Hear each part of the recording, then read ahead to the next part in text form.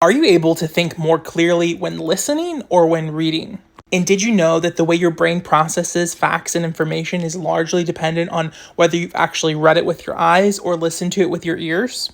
This is exactly the topic that's been on my mind the last week since I read this fascinating article in Psyche. Let's dive in. So, as an auditory learner, as an Audible lover, as a person who listens to long form journalism on Curio, which is how I first heard this piece, I was devastated to learn that the way that you intake information has a drastic impact on if you've actually retained and heard it. But more than that, the way that your brain, when you're reading something, you're more likely to go into analytical reasoning, analytical processing. Whereas when you listen to something, you're more likely to have an intuitive or a gut feeling when you're processing information.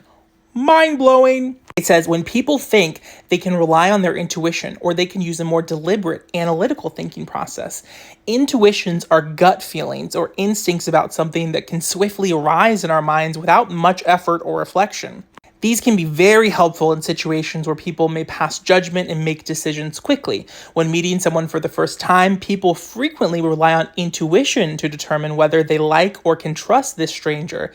Analytic thinking, on the other hand, involves mental processes that require more conscious effort. This type of thinking involves carefully evaluating information before reaching a decision. In today's digital era, it is extremely important for evaluating potentially misleading information. And you can imagine, as there is this massive shift to audio, as people are intaking things from the radio, from conservative leaning radio shows, from the TV news, they're thinking about things intuitively instead of actually reading and learning the facts and thinking about them analytically. That difference is exactly where they put their research study. They said, we have found that the communication modality people use can affect the extent to which they engage one thinking process or another. So I was listening to this when I first heard this article, and it says, we investigated this with the use of problems that are designed to reveal whether someone is thinking intuitively or analytically. For example, this is a logic problem. Anne's father has 5 daughters, Lala, Lele, Lili, and Lolo. What is the name of the 5th daughter? The answer that intuitively comes to mind is Lulu. And when I first listened to it, I was like, Lulu or Lolo, I think that's what it was. But a more cautious analytic approach would reveal that the answer is Anne, because Anne is the one whose father has the 5 daughters, and she's naming her sisters. And it says if someone answers Lulu, then they likely have been thinking more intuitively or have been listening to the information. But if they say Anne, that it's likely they actually read the problem and are thinking more analytically. That's mind-blowing. You're in an interesting quandary here because I have both the words on the page in front of you, but I'm also saying them out loud. So you would have to do this experiment in one way or the other because you're being spoiled here. They said, as we expected, people were more likely to solve the problems intuitively. That is, to give the seemingly obvious but incorrect answer when they heard the spoken text of the problems than when they read the problems. You can think about all the implications that this has for politics, for law, for trials, for healthcare, for TV news, for everything. Another one they gave was, how many animals per type did Moses take on the ark? People intuitively say 2, unless they analyze the problem in a more careful way, unless they're reading it and see and realize that the very question itself is wrong. It was not Moses in the biblical story, but Noah who built the ark. Fascinating. But if you're only listening to the information just auditorily, you might miss that and you might just think, oh, it's 2 animals, because you're giving your gut answer, your quick off the fly intuitive answer versus the more analytical answer. So the question then becomes, why is there even this difference? They noted that children typically learn to speak their native tongues early, spontaneously and effortlessly. In other words, intuitively.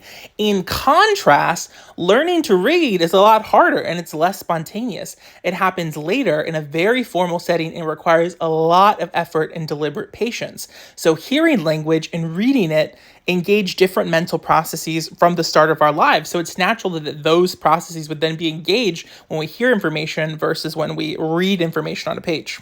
I imagine too that the comprehension you might notice in your own life, like when you listen to an audiobook versus when you read it, there's always been this classic debate of which one is really reading. I've always been an auditory learner, so I've always been on the side of audiobooks, but I do notice that I retain more information when I actually have tactilely read the physical book, and it is likely for this very reason.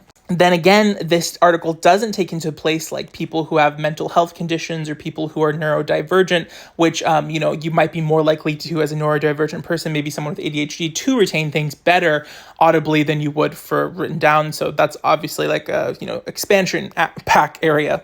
They said our findings have practical implications for daily life as well as for domains such as law and medicine. This is exactly what I was thinking.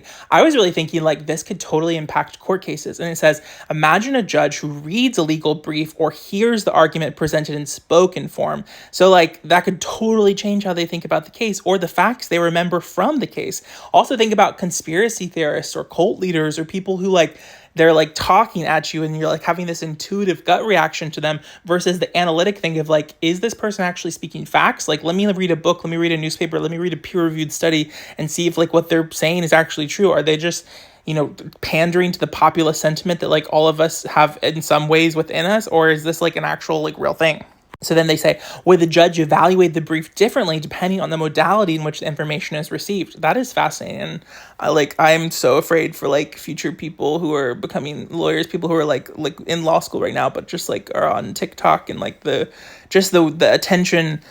I just can't even imagine how difficult it is like in this new environment. Maybe it's good in some ways because you have more access to information and like, you're on integrated with technology as it's changing, but I also imagine it's like much more difficult in like an attention fragmented economy to like, I just can't even imagine. This was an interesting part too. It said, similarly consider a patient reading online about the risks associated with a new medication or asking their voice assistant to tell them about it. Would patients decide differently depending on whether they read or hear about the risks? This is maybe why those drug commercials where it lists all that scary stuff that can happen to you if you take it, it's all auditorily, it's very quickly, and it's in very tiny text. So you're not sitting there eyes close to the TV reading all the words and thinking really analytically about all these risks. You're just hearing really fast and you're just like watching people dance and eat salads and you're like, oh, maybe this is the drug for me. It says another implication relates to the tools used to inform public policy decisions. Opinion polls about whether someone supports specific propositions or policies that the pollster decides to tell them are a major source for learning about what the public thinks, and surveys are used to predict voting outcomes. But our work suggests that the results might differ depending on whether the people get the questions in writing or by voice. This means that the policies they rely on, public polls, might be somewhat different if the surveys happen to be conducted in one modality or another. Like, that's crazy. I really liked this too. It said, in general, our findings indicate that when making decisions or passing judgment, your choice to listen or read the relevant information could affect the outcome. So then it has this really nice dichotomy of like which things are for which. You could try using this observation strategically. If you're considering a controversial topic, for example, a relatively deliberate analytical judgment or decision would be valuable, you might want to read about it, assuming that's an option. But for matters of the heart, about what you would prefer to let your intuition and feelings reign, listening might be all you need. That's beautiful, baby. Auditory learners, Cancer season, feeling souls for the win. I might not got that analytical reasoning, baby, but I got that intuition. Purr.